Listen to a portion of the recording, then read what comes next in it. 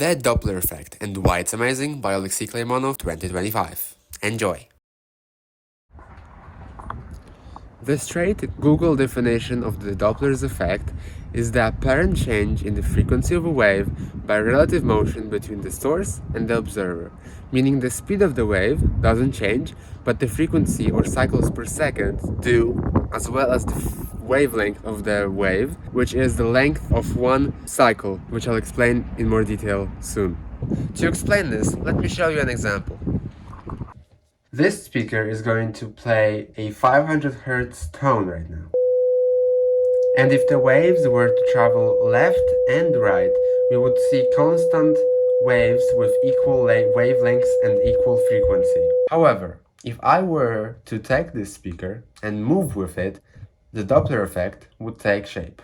If I play a sound on this stationary speaker, the waves will be uniform both left and right, because the Doppler effect doesn't work when the object is stationary or the observer is stationary, and in this case, both are. If I play the sound on the speaker and move right, I'm moving towards the waves that I'm producing, so frequency, wavelength, and pitch rises.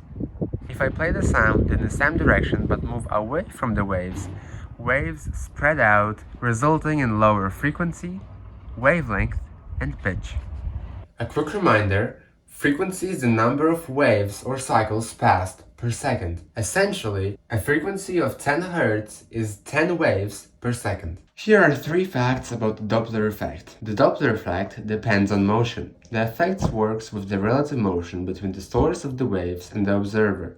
It doesn't matter which one is moving, as long as there is motion between them. Second, the Doppler effect applies to all waves. It's used in radar to measure car speeds, using the radar gun by police, usually. In astronomy, to measure the movement of stars using redshift or blue shift to tell whether the stars are moving away or closer to us, which also confirmed that the universe is forever expanding and is accelerating as it does. And in weather forecasting, by reflecting the radio waves off clouds and seeing how many of them return to the radar, and if a lot of them return to the radar, meaning there's a lot of weather, like rain.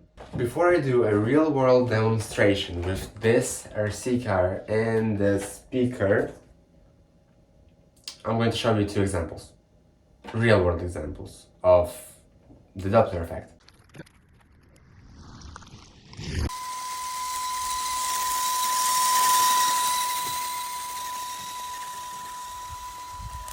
That gradual increase, peak, and decrease in sound was the Doppler effect we've talked about. My RC car was very noisy, so measuring data from it was practically impossible.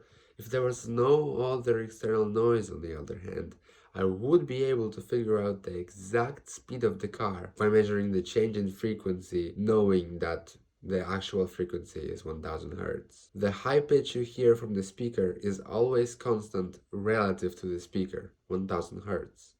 And the increase in pitch we hear as it gets closer to us is because of the Doppler effect, where the waves pile up in front. Let's watch it again, and thanks for watching.